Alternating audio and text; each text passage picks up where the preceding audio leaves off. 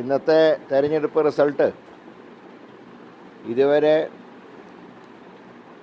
നടന്ന voting pattern നോക്കിയാൽ 2 പഞ്ചായത്തും കൂടെ ബാക്കിയുണ്ട്.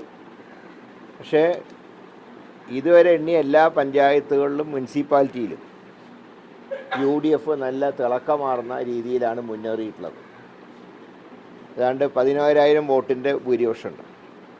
ഇതൊരു ചരിത്ര വിജയം തന്നെയാണ്. കാരണം ഇപ്പോഴത്തെ നിലമ്പൂരെന്ന് പറയുന്നത് പഴയ നിലമ്പൂരല്ല.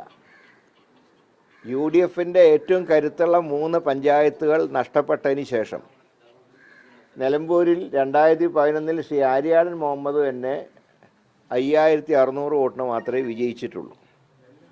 അതുകൊണ്ട് തന്നെ ഇത്തവണത്തെ ഈ 10,000-ൽ കൂടുതൽ വോട്ട് ലഭിച്ചുകൊണ്ടുള്ള ഈ വിജയം, ലീഡ് കൊണ്ടുള്ള ഈ വിജയം ഇതുവരെയുള്ള എല്ലാ തെരഞ്ഞെടുപ്പ് റെക്കോർഡുകളെയും അതിജീവിച്ച വിജയമാണ്. മുമ്പ് നടന്ന 969 കോൺഗ്രസിലെ പിളർപ്പിന് ശേഷം നടന്ന ആദ്യ തെരഞ്ഞെടുപ്പിൽ പോലും അന്ന് 5,000 വോട്ടിനെ ജയിച്ചിട്ടുള്ളതാണ്. ഇപ്പോൾ കാലം മാറി, നിയോജകമണ്ഡലത്തിൻ്റെ സ്ട്രക്ചർ മാറിയിട്ടും നല്ലൊരു വിജയം UDFന് സമ്മാനിച്ചതിൻ്റെ പ്രധാന കാരണം ഒന്ന്, UDF ഒരു മനസ്സോടുകൂടെ പ്രവർത്തിച്ചു എന്നുള്ളതാണ്. ഈ തെരഞ്ഞെടുപ്പ് നൽകുന്ന പാഠം, പാർട്ടിയും മുന്നണിയും ഒരു മനസ്സോടുകൂടെ പ്രവർത്തിച്ചാൽ തിളക്കമാർന്ന വിജയം ഉണ്ടാകും എന്നുള്ളതിൻ്റെ ഏറ്റവും വലിയ ഉദാഹരണമാണ് ഈ തെരഞ്ഞെടുപ്പ്. കാരണം നിലമ്പൂരെന്ന് പറയുന്നത് പാലക്കാട് പോലെയോ തൃക്കാക്കര പോലെയോ അല്ല. ഇന്നത്തെ നിലമ്പൂര് 50-50 ചാൻസുള്ള ഒരു നിയോജകമണ്ഡലമാണ്. അവിടെയാണ് ഇത്രയും വോട്ടിന് UDFന് ജയിക്കാൻ കഴിഞ്ഞത്. മാത്രമല്ല നിലമ്പൂർ മുനിസിപ്പാലിറ്റി പോലും നല്ല മുന്നേറ്റമാണ് UDF ഉണ്ടായത്. പോത്തുകൽ പഞ്ചായത്ത് LDFന് മുൻതൂക്കമുള്ള പഞ്ചായത്താണ്, സ്വരാജിൻ്റെ സ്വന്തം നാടാണ്. അപ്പോൾ ഇത്തവണ മറ്റൊരു കാര്യം കൂടിയുള്ളത്, സ്വരാജിന് ശ്രീരാമകൃഷ്ണൻ്റെ വോട്ട് പോലും പിടിക്കാൻ കഴിഞ്ഞിട്ടില്ല. അത് ശ്രീരാമകൃഷ്ണൻ പിടിച്ച വോട്ട് സ്വരാജിന് പിടിക്കാൻ കഴിഞ്ഞില്ല. അപ്പം ഞാൻ അന്ന് തന്നെ ഒരു കാര്യം സൂചിപ്പിച്ചു, സ്വരാജ് എന്ന് പറയുമ്പോൾ ഒരു ഊതി ഉറപ്പിച്ചൊരു ബലൂണായിരുന്നു, മറ്റൊന്നും കൊണ്ടല്ല. ഞാൻ അദ്ദേഹത്തിനെ ചെറുതാക്കി കാണിക്കുകയല്ല. അദ്ദേഹം ഒരു ട്രെൻഡിൽ ജയിച്ച തൃപ്പൂണിത്തറ അതിലേറെ അനുകൂല ട്രെൻഡ് ഉള്ളപ്പോൾ നഷ്ടപ്പെടുത്തിയ ആളാണ്.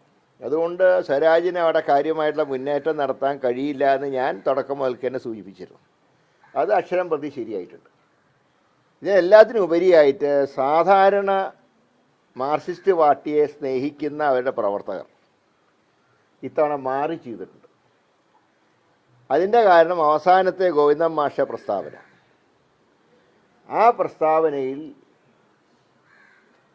ശക്തമായി പ്രതിഷേധമുള്ള മാർക്സിസ്റ്റ് പാർട്ടിയുടെ അണികൾ, കുറേ ആളുകൾ UDFനും വോട്ട് ചെയ്തിട്ടുണ്ട്, കുറേ വോട്ട് അൻവറിനും ചെയ്തിട്ടുണ്ട്.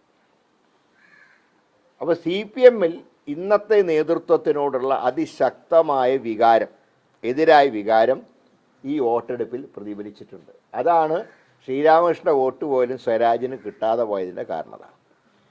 അപ്പോൾ സന്ദേശം കൃത്യമാണ്. ഇവിടെ പാവപ്പെട്ട ആശാ വർക്കർമാരോട് പോലും ക്രൂരത കാട്ടിയ ഒരു സർക്കാരിനോട് നിലമ്പൂരത്തെ ജനത ശക്തമായി പകരം ചോദിച്ചു. പിന്നെ പ്രിയങ്ക ഗാന്ധിയുടെ സന്ദർശനവും കോൺഗ്രസ്സിന് കരുത്ത് പകർന്നിട്ടുണ്ട്. ഇതെല്ലാം ഉപരിയായി ഇന്ത്യൻ യൂണിയൻ മുസ്ലിം ലീഗിൻ്റെ പ്രവർത്തകർ സ്വന്തം പാർട്ടി സ്ഥാനാർത്ഥിയേക്കാൾ ആവേശത്തോടുകൂടെ പ്രവർത്തിച്ചു. അപ്പോൾ എല്ലാ ഘടകങ്ങളും ചേർന്ന് മുന്നോട്ട് പോയാൽ പിണറായിസം ഈ മണ്ണിൽ കുഴിച്ചു മൂടാൻ കഴിയും എന്ന് ഈ തെരഞ്ഞെടുപ്പ് ഫലം തെളിയിച്ചു.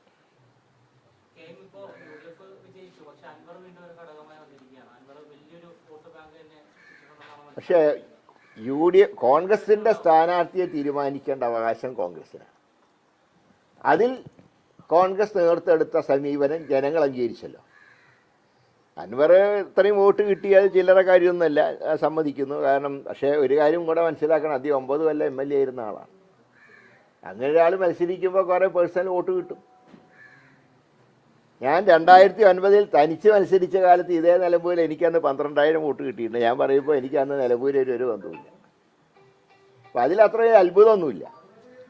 പക്ഷേ ഭരണവിരുദ്ധ വികാരത്തിൻ്റെ ഒരു ഷെയർ അൻവറിനും പോയിട്ടുണ്ട്, ഒരു ഷെയർ UDFനും കിട്ടിയിട്ടുണ്ട്. അപ്പോൾ UDF നേതൃത്വം സ്വീകരിച്ച സമീപനം ശരിയായിരുന്നു. കോൺഗ്രസ് സ്ഥാനാർത്ഥിയെ നിശ്ചയിക്കാൻ അധികാരം ഞങ്ങളുടെ ദേശീയ അധ്യക്ഷനാണ്. ആ തീരുമാനവുമായി ഞങ്ങൾ മുന്നോട്ട് പോയി. അതിന് നിലമ്പൂർ ജനത അംഗീകാരം നൽകി. അത് ഞാൻ ആദ്യം പറഞ്ഞതല്ല, 500 കോടി ഉണ്ടായതെങ്കിൽ 25,000 വോട്ടിന് ജയിക്കായിരുന്നു. തെറ്റായുള്ള നീക്കാല, ഞങ്ങൾ പുറത്താക്കിയതല്ല, അധികം സ്വയം പോയതാണ്. അതൊക്കെ പാർട്ടിയിലും മുന്നണിയിൽ ആലോചിക്കേണ്ട കാര്യമാണ്. അതൊന്നും ആരും ഒറ്റയ്ക്ക് തീരുമാനിക്കേണ്ട വിഷയമല്ല. എല്ലാ ഘടകങ്ങളും പാർട്ടിക്കകത്ത് ചർച്ച ചെയ്യണം. അവിടുത്തെ ജില്ലാ കോൺഗ്രസ് കമ്മിറ്റി നേതൃത്വമായിട്ട് ആലോചിക്കണം, പുതിയ MLA ആയിട്ട് ആലോചിക്കണം, മുന്നണിയിൽ ചർച്ച ചെയ്യണം. അതല്ലാതെ ഒറ്റയ്ക്ക് തീരുമാനം എടുക്കാൻ കഴിയില്ല. അല്ല, തെരഞ്ഞെടുപ്പ് പരാജയം മാത്രമല്ല, വിജയവും ഞങ്ങൾ ചർച്ച ചെയ്യാറുണ്ട്. അനുകൂല ഘടകങ്ങൾ എന്തൊക്കെയാണ്, അതെങ്ങനെ ഭാവിയിൽ നിലനിർത്തണം, അത് ഞങ്ങൾ ചർച്ച ചെയ്യാറുണ്ട്. പിന്നെ നല്ലൊരു പ്രവർത്തനം പാർട്ടി കാഴ്ചവെച്ചു. എല്ലാ നേതാക്കന്മാരും ഒരുമിച്ച് തന്നെ ഫീൽഡിലുണ്ടായിരുന്നു. എല്ലാവരും അവരവരുടേതായിട്ടുള്ള സംഭാവനകൾ നൽകി. അതിൻ്റെയൊക്കെ വിജയമാണ്. ഇത് കൂട്ടായിട്ടുള്ള വിജയമാണ്. തീർച്ചയായിട്ടും ഇത് കോൺഗ്രസിനും, കാരണം ആദ്യമായിട്ടൊരു സീറ്റ് ഞങ്ങൾ പിടിച്ചെടുക്കുക. ഇതുവരെ ഞങ്ങളുടെ സീറ്റുകളൊക്കെ ഞങ്ങൾ നിലനിർത്തിയതാണെങ്കിൽ ഇത്തവണ പിടിച്ചെടുത്തു. അതിലും വ്യത്യാസമുണ്ട്. ഞങ്ങളുടെ സിറ്റിംഗ് സീറ്റുകളൊക്കെ ഞങ്ങൾ അന്ന് ജയിച്ചതിനേക്കാൾ ഇരട്ടി ഭൂരിപക്ഷത്തിൽ വിജയിച്ചുവെങ്കിൽ ഇന്ന് ഞങ്ങൾ പിടിച്ചെടുത്ത സീറ്റ് എത്രയോ ഇരട്ടി ഭൂരിപക്ഷത്തോടെയാണ് ഞങ്ങൾ തിരിച്ചു പിടിച്ചത്. 2700 വോട്ട് നഷ്ടപ്പെട്ട സീറ്റാണ് 10,000-ൽ പരം വോട്ടിന് ഞങ്ങൾ പിടിച്ചെടുത്തു.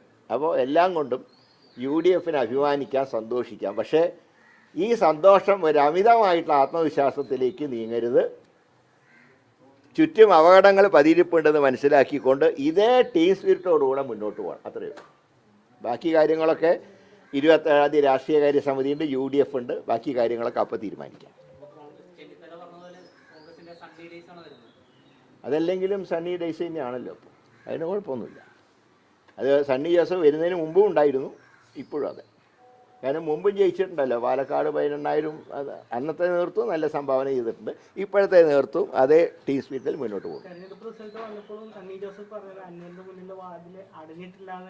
അതാ ഞാൻ പറഞ്ഞത്, എല്ലാവരും കൂടെ ആലോചിച്ചിട്ട് വേണം എല്ലാ കാര്യവും തീരുമാനിക്കാൻ.